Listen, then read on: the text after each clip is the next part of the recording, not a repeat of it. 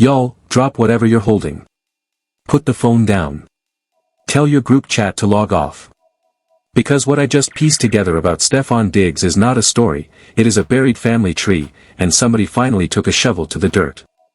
And baby, Cardi B is standing in the front yard of this man's life with no idea that the roots stretch 6 women deep. 6 baby mamas. Allegedly. And the 6th one? The 6th one is the one nobody was supposed to find. Pull up a chair, lock the door, because we are doing a forensic excavation tonight, and I am not skipping a single branch. Listen, I am going to say this once and I am going to say it loud so the cheap seats can hear me. This is not a gossip video. This is a genealogy report. This is what happens when you build a private kingdom under a public marriage and forget that the internet has receipts older than your firstborn. We are going to walk through every name, every rumor, every blind item, every Instagram unfollow, every nursery photo, every godmother caption, every single crumb that the internet has been collecting like little forensic breadcrumbs in a Hansel and Gretel horror story. And by the time we get to the end of this, you are going to understand why the number 6 is the number that broke the camel's back, why the streets are saying the 7th might already be cooking, and why Cardi B might be about to do the most Cardi B thing she has ever done in her life.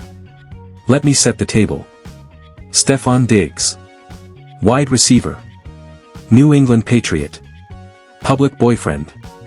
Soft launch husband, depending on which tabloid you trust. Cardi B's man. Father of her newest baby. Smiling on red carpets like a man with one quiet life and one loud girlfriend. But behind that smile, behind that practiced photo-op grin, there is a paper trail. There is a hospital wristband trail. There is a custody filing trail. There is a co-parenting Venmo trail. And tonight, we are following every single one of them. We start with the original. Number 1. The one we all know about. Stefon Diggs has a daughter named Nova. Nova has been in his life publicly for years. Her mother is a woman the public learned about cycle by cycle, court date by court date, the kind of co-parent situation that gets quietly managed by lawyers and softly mentioned in interviews. That is branch number 1 of the tree. That branch we accept. That branch is documented. That branch has photos on his own Instagram. That branch is the floor. That branch is the part of this story that everybody could live with, because everybody has a complicated past, and a child from a previous chapter is not a scandal. It is a life. We grant that branch its dignity, we grant Nova her privacy, and we move on. Now stay with me, because here is where the tree starts splitting. Branch number 2. The mother who goes by Lord Giselle online. Real name in the streets is Aileen Lopera. She is the mother of a little girl named Charlie. Charlie. A name so cute it makes you forget for a half second that Charlie is a piece of evidence. People magazine reported on her. Page 6 confirmed the connection. Lord Giselle herself has not been quiet about her timeline, about her receipts, about her version of how a baby came into the world while a public man was busy being public somewhere else. 2 branches. 2 mothers. 2 daughters. We are still in the part of the story where you could maybe argue this man just had a complicated dating life before Cardi. You could still call this an introduction. We have not even hit the climax yet.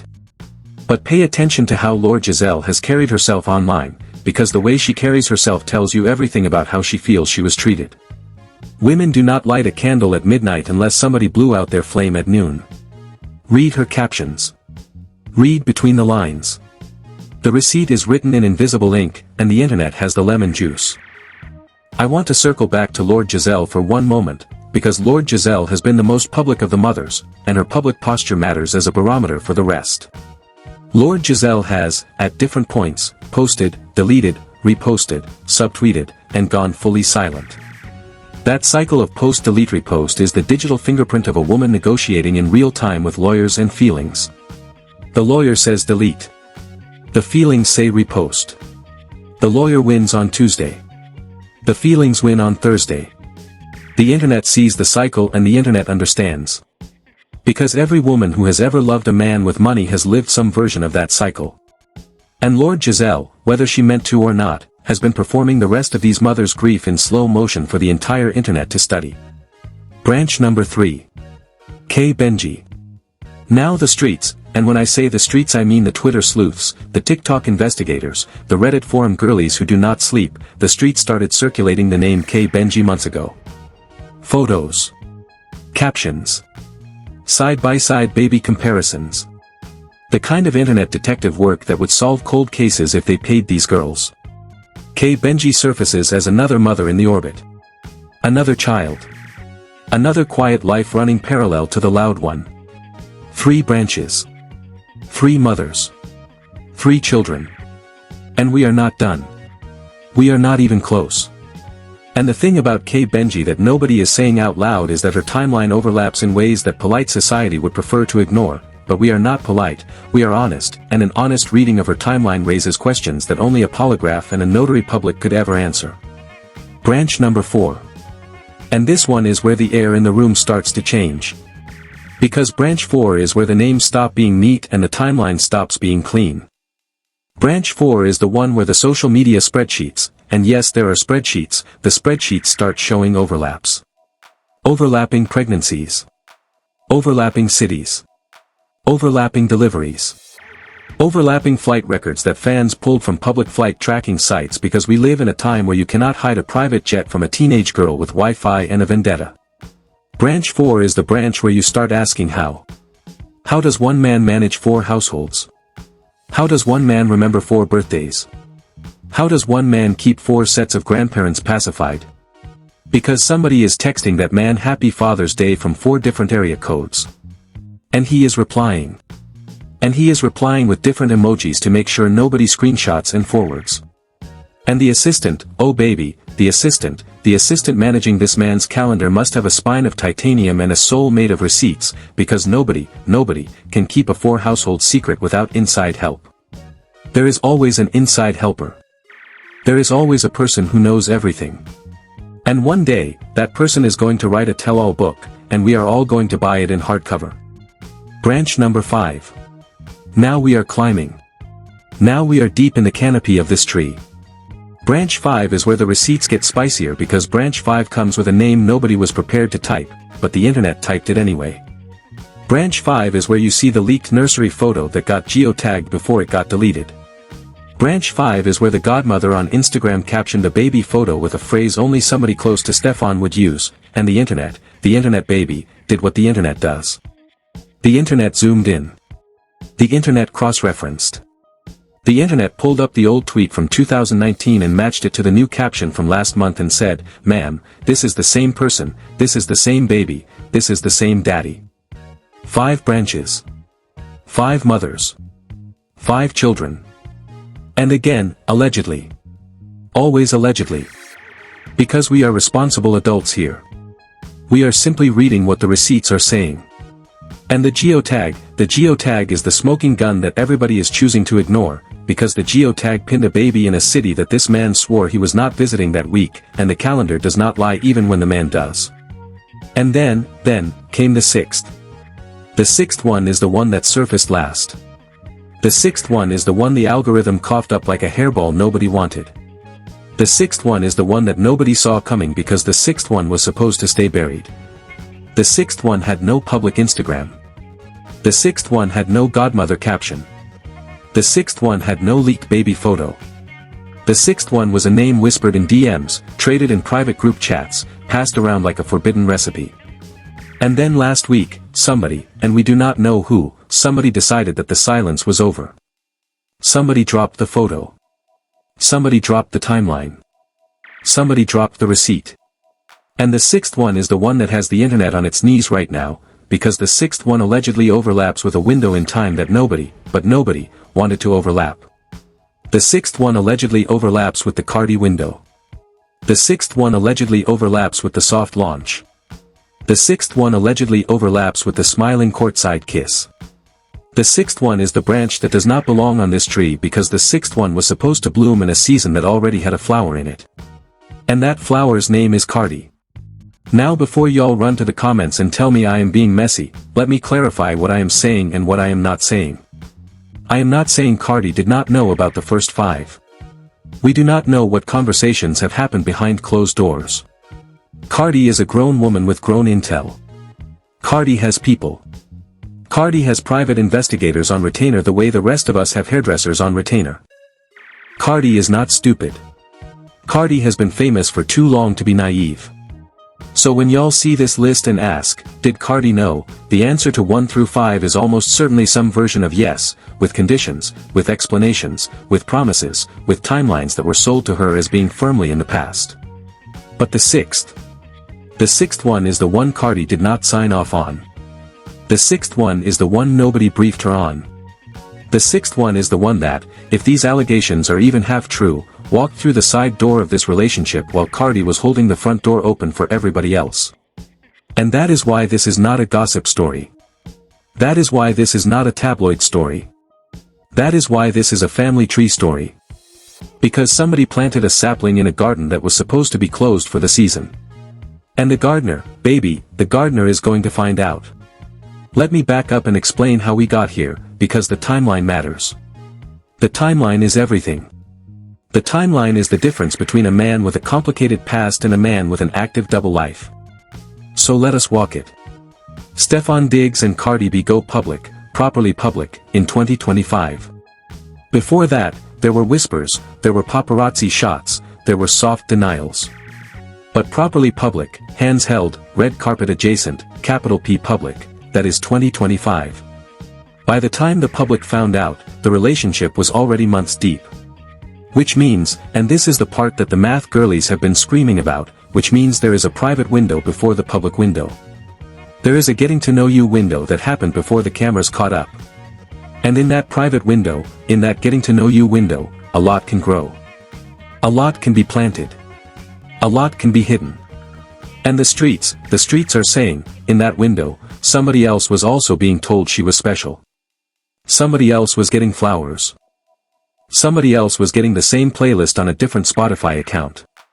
Somebody else was getting the same poem in slightly different handwriting. Because men who run this play, they run the same play, with different actors, in different stadiums, on different nights. You see how the tree is starting to lean? Now let me bring in Christopher Blake Griffith, because we cannot tell this story without him. Christopher Blake Griffith is the influencer, and I use that word with a level of side-eye that I cannot fully convey through text, the influencer that Stefon Diggs is currently suing for libel. Suing. With lawyers. With filings. With a paper trail. And what was Christopher Blake Griffith saying that was so dangerous it warranted a federal-level lawyer up? Christopher Blake Griffith was allegedly out here claiming, on camera, on platforms, with the confidence of a man who either has receipts or has a death wish, claiming that Stefon Diggs has more secret children than the public knows about. More than the 6. More than the documented. More than the rumored.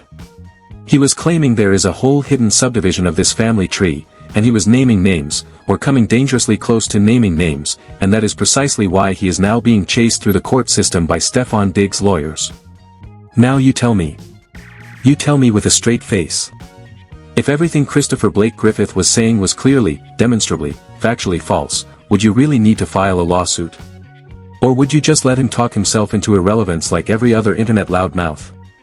The lawsuit is the receipt. The lawsuit is the response. The lawsuit is the panic. Because innocent men do not pay lawyers to silence false rumors. Innocent men laugh. Guilty men litigate. And right now, somebody is paying very expensive lawyers to make a very loud man very quiet, and you do not have to be a lawyer to read that subtext. The math is the math. The math is always the math. And the math says, when the lawyer bill is bigger than the truth, somebody is hiding more than they are protecting. So that is where Christopher Blake Griffith sits in the tree. He is not a branch. He is the wind shaking the leaves, threatening to expose a 7th, an 8th, who knows how many more. And the harder the wind blows, the harder the lawyers chop. Let us talk about Cardi now. Because this is where opinions split. This is where the internet has divided itself into two camps, and both camps have a point, and I want to walk through them like an honest broker, even though, baby, you know I have a side. I always have a side. Camp 1 says Cardi is the victim. Camp 1 says Cardi is a woman who fell in love with a man who curated a version of himself for her, who flattened his past into a manageable PowerPoint slide, who looked her in the eyes and said the chapter is closed, the children are accounted for, the women are handled, you are the future. Camp 1 says Cardi did her due diligence, did her background check, did her quiet vetting, and walked into a relationship based on the information she was given. Camp 1 says Cardi is now the public face of a humiliation she did not earn, and the rest of us owe her grace. Camp 2 says Cardi knew. Camp 2 says Cardi has been a public figure for over a decade and has watched men do this exact same playbook to other women. Camp 2 says Cardi watched Offset do similar things and chose to learn the lesson the easy way the first time and refused to learn it again the hard way the second time. Camp 2 says Cardi knew about most of the children, signed off on most of the children, made peace with most of the children, and the only thing that is breaking her now is the realization that the contract she thought she signed had hidden clauses. Camp 2 is not calling Cardi stupid. Camp 2 is calling Cardi a woman who made an informed bet and lost. Both camps could be right. Both camps could be partially right. Both camps could even be the same camp, just looking at the same woman from different angles of the same kitchen. Because here is the secret about being a woman in love with a high-profile man. You always know more than the public thinks you know, and you always know less than you wish you knew. You are always negotiating with information that is incomplete, with sources that are unreliable, with promises that are revisable. And every woman in this position eventually finds the limit. Every woman finds the line she did not know she had until it got crossed. And the sixth baby mama, baby, the sixth one might be Cardi's line. Now let me say something that is going to make a few of y'all uncomfortable, but it needs to be said, and you came here for the truth, so brace yourself. There is a version of this story where the issue is not just the cheating. There is a version of this story where the issue is the math. Because at some point, the sheer number stops being a question of fidelity and starts being a question of identity. At some point, you have to ask yourself, what kind of life does a man have to be living to accumulate 6 baby mamas before he is 40? What kind of schedule is that? What kind of secret keeping is that? What kind of moral compass is that? And if the answer to all of those questions is something close to none, then the conversation we are having is not actually about cheating. The conversation we are having is about character. And character does not change because a public girlfriend gets upgraded to a public wife. Character does not change because a baby gets born in a Cardi-coded nursery. Character does what character does. And what character has been doing, allegedly, is planting saplings in every garden it can find. I want to pause here because somebody in the comments is going to say, but Tisa, we do not know if any of this is true. And to that I say, you are absolutely right, my love, and that is why every single sentence I have said tonight has been wrapped in the silk of the word allegedly. We are talking about reporting. We are talking about a People magazine confirmation. We are talking about a page 6 confirmation. We are talking about an active lawsuit. We are talking about social media chatter from accounts that have been right more often than they have been wrong. We are not talking about court convictions. We are talking about a pattern. And patterns, even unproven patterns, have a way of telling the truth before the courts catch up. So let us go back to the tree. Let us look at what we have built. 6 mothers. At least 6. Possibly more, if Christopher Blake Griffith is being honest, possibly fewer, if every lawyer involved is being effective. A daughter named Charlie. A daughter named Nova. Children whose names are being protected by their mothers, rightfully, because they did not ask to be born into a viral spreadsheet. A wife-coded girlfriend named Cardi at the top of the tree who may or may not have known the depth of the roots she was marrying into. And an entire internet of people refreshing Twitter, refreshing TikTok, refreshing every gossip blog they can find, waiting for the 7th shoe to drop. Because they know it is coming. The internet always knows. And here is what I think happens next. And I want you to remember I said this, so when it happens, you can come back and tell me Tisa called it. Here is what I think happens next. First, more names. Within the next 60 days, I think we get at least one more name. I think somebody who has been silent, somebody who signed a soft NDA, somebody who took a soft payout, decides that the payout was not soft enough and the NDA was not airtight enough, and the 7th branch sprouts. I think we get a photo. I think we get a name. I think we get a city. I think we get a timeline. And I think that timeline overlaps with something nobody wants it to overlap with. Because once the dam cracks, the dam does not get unbroken.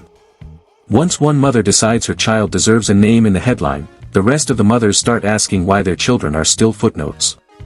And mothers, mothers do not stay quiet forever when their babies are being treated like secrets. Second, Cardi speaks. Cardi does not stay quiet. Cardi does not do silent dignity. Cardi does not do classy retreat. Cardi does what Cardi has always done.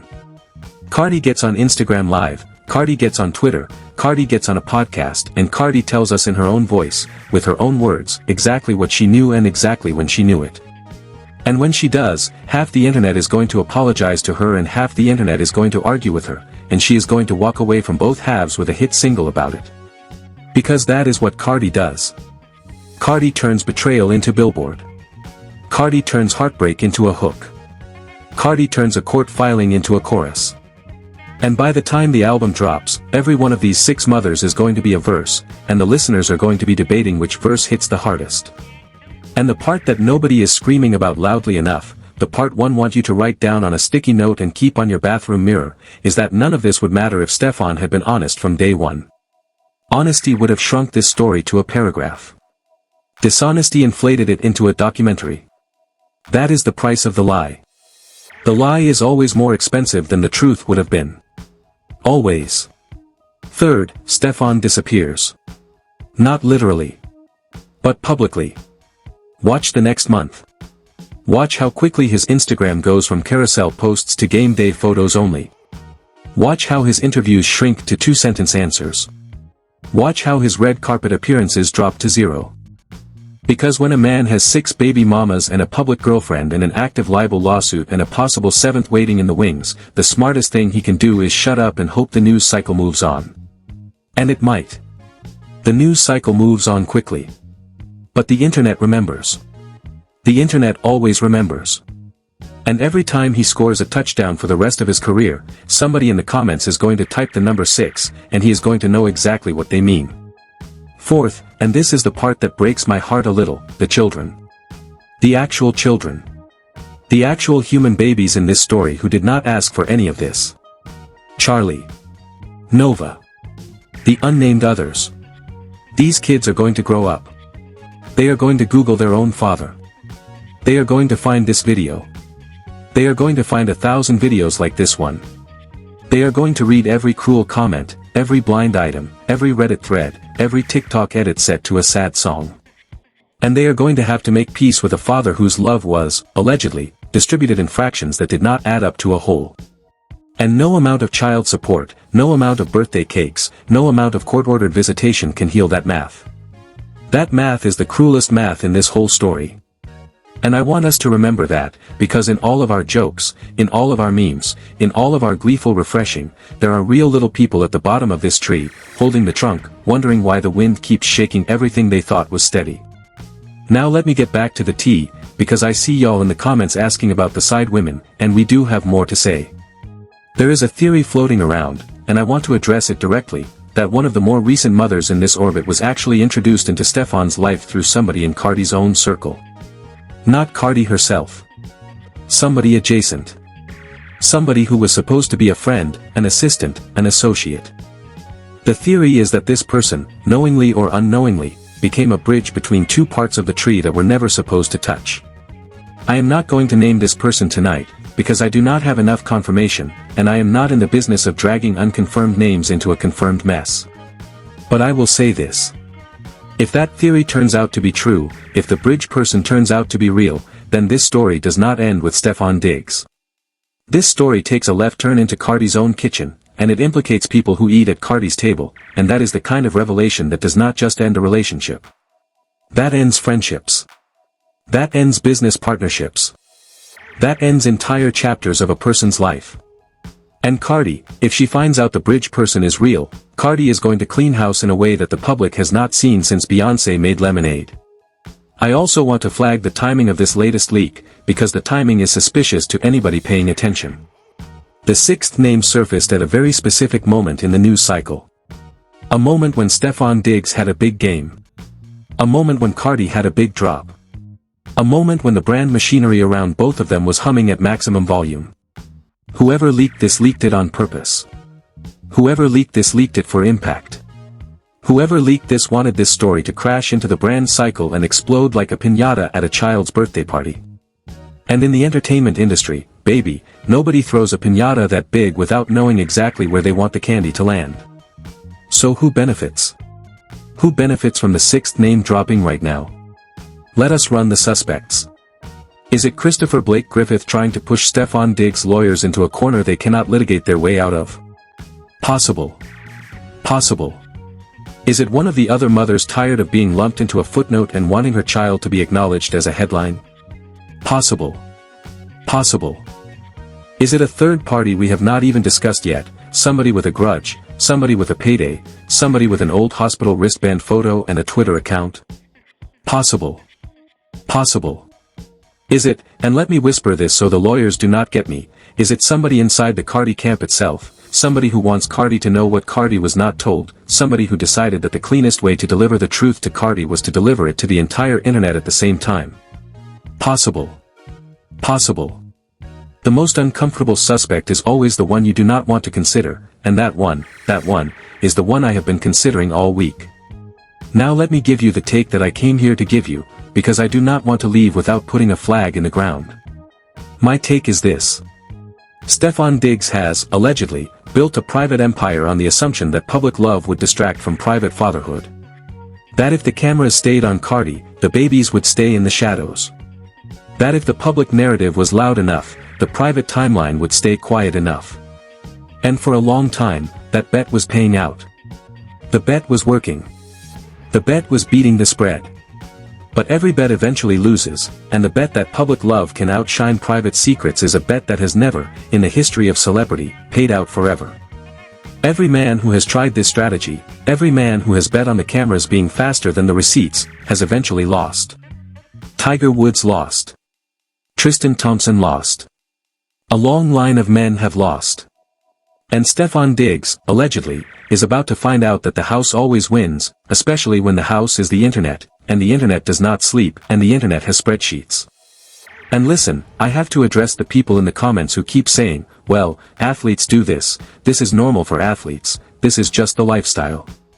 Stop it. Stop normalizing this.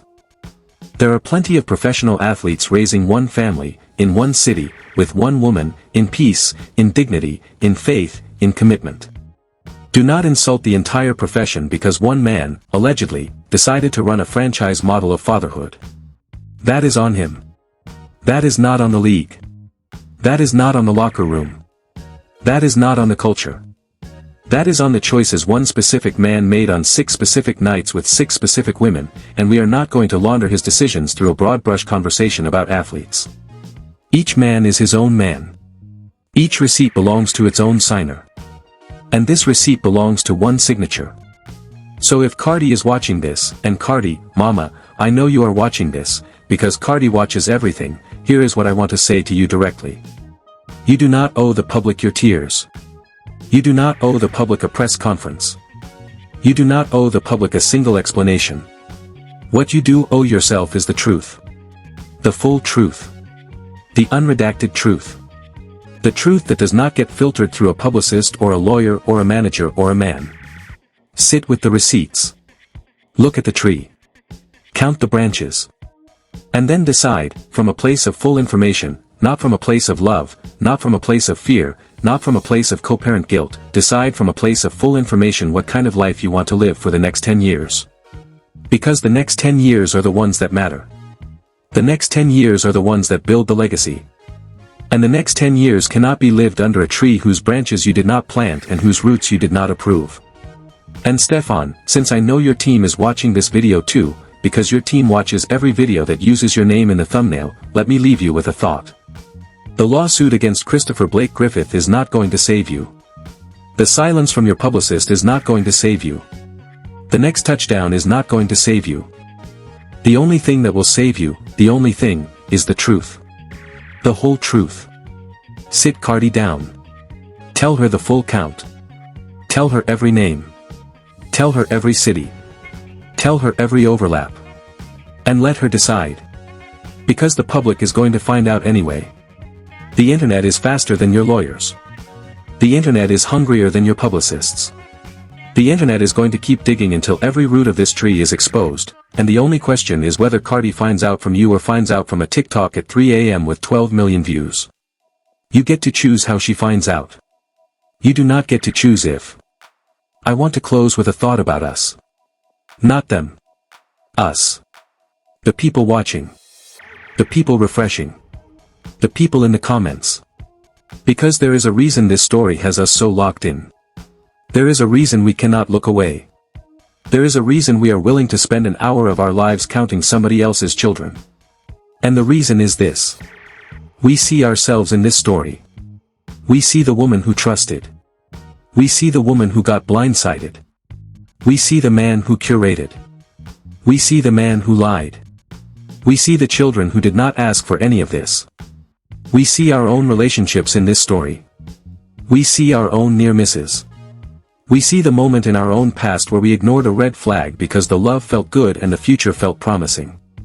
And we are watching this story play out at a celebrity scale, with celebrity money, with celebrity stakes, because deep down we are trying to figure out how we would handle it if it happened to us. We are trying to figure out, would I stay? Would I leave? Would I forgive? Would I co-parent? Would I expose? Would I disappear? And the honest answer is, none of us know what we would do until we are in it. None of us know our own limit until our own limit gets tested.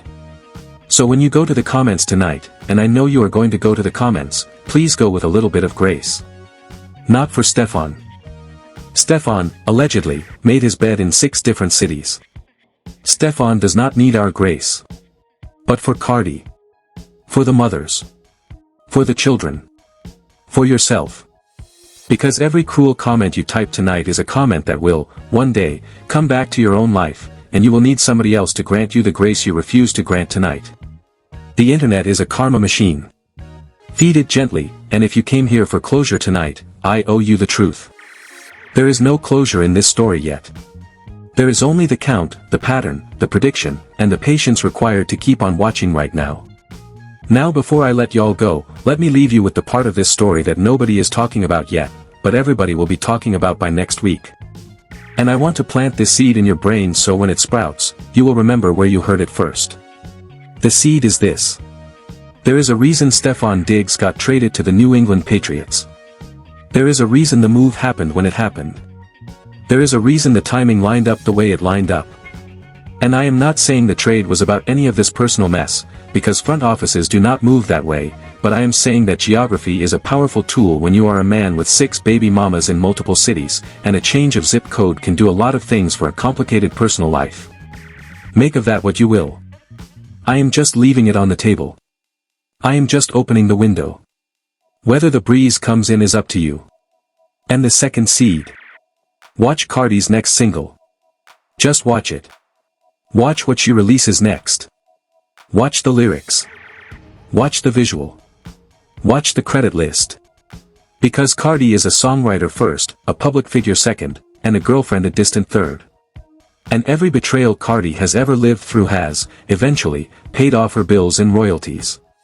If she stays with him, the next single will be a soft love song designed to send a message to the public.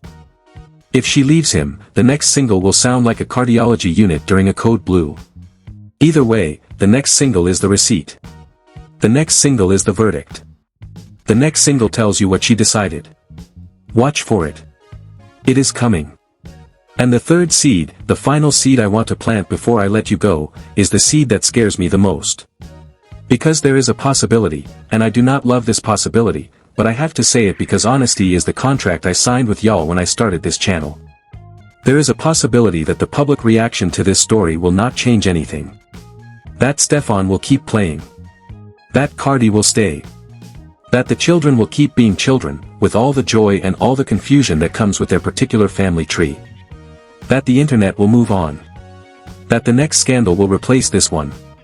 That a year from now, none of this will matter to anybody except the people whose lives were actually shaped by it. And maybe that is the most honest ending of all. Maybe the truth is that the internet judges, and the internet jokes, and the internet moves on, and the people inside the story keep living their lives long after we have closed the tab. But I do not think that is going to happen this time. I do not think the internet is going to move on quickly. I do not think Cardi is going to be quiet. I do not think the 6th is the final number. I think we are at the beginning of a story, not the end. I think the tree has more branches we have not seen. I think the lawsuit is going to get spicier. I think one of the mothers is going to write a book. I think one of the children, when they grow up, is going to write a better book. And I think, when all the books are written and all the tweets are tweeted and all the comments are commented, the lesson is going to be the lesson it always is. Be careful who you build a life with. Be careful who you build a tree with. And if you find out the tree you are standing under has more branches than you were told, be brave enough to walk out from under it before the next storm. Let me also drop one last forensic detail that the casual viewer might have missed, because the casual viewer is not paying attention the way we are paying attention. There was a moment, a tiny moment, on Stefon's Instagram, weeks before the 6th name went public, where a comment from an account nobody recognized said something cryptic about counting children. The comment was deleted within minutes.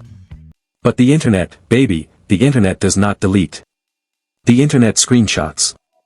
And the screenshot of that comment is currently circulating in private DMs among the gossip community, and it reads like a warning shot from somebody who knew the leak was coming before any of us did. Somebody knew. Somebody always knows. And the somebody who knew, the somebody who tried to warn us in a deleted comment, that somebody is the somebody we should be watching for next. Let me also walk you through, very briefly, what the leak's 6th receipt actually looks like, based on what is circulating in the gossip investigator community right now, because the texture of the leak matters and the texture is telling. The leak, from what I have been shown by sources I trust, includes a partial hospital intake form with the date redacted but the year visible, a baby photo with the face blurred but a bracelet visible, and a brief written statement, 2 paragraphs long, from somebody claiming to be either the mother or somebody close to the mother. The writing style of those 2 paragraphs is precise. The writing style is composed.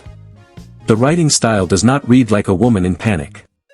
The writing style reads like a woman who took her time, who got legal advice, who chose her words so that no syllable could be successfully sued over. That is what tells me this leak is the real deal. Panic leaks are sloppy. Strategic leaks are pristine. And this one, baby, this one is pristine. That is what I have for you tonight. That is the family tree. That is the count. That is the warning. That is the prediction. That is the prayer. 6 mothers. 6 daughters and sons. 1 Cardi. 1 Stefon. 1 internet. 1 verdict still pending. And 1 channel, this channel, that is going to keep counting branches until somebody, somewhere, decides to plant something honest in the dirt instead of digging more holes for more secrets. Let me know in the comments what number you think the final count will be. Drop your prediction. Drop your theory. Drop the name of the person you think leaked the 6th one. Drop the city you think the 7th is hiding in. Drop whether you think Cardi stays or leaves. Drop whether you think the lawsuit against Christopher Blake Griffith ever sees a courtroom or gets settled in a quiet office with a quiet check. Tell me everything. I am reading every single one of them. Because at the end of the day, this is not my story. This is our story. We are all watching it together. We are all counting together. We are all waiting together for the next branch to break. Tap the like. Hit the bell. Pull up a chair for the next one. Because the second this video uploads, somewhere in this country, somebody is screenshotting a hospital wristband, and somebody is queuing up the next leak, and somebody is calling their lawyer, and somebody is calling their cousin, and somebody is changing somebody's contact name in their phone from baby daddy to do not answer. And when that happens, baby, I will be the first one back here, with the full count, with the new branch, with the next chapter. Because the tree is not done growing. And neither am I. Talk to y'all soon. Stay messy. Stay protected. Bye.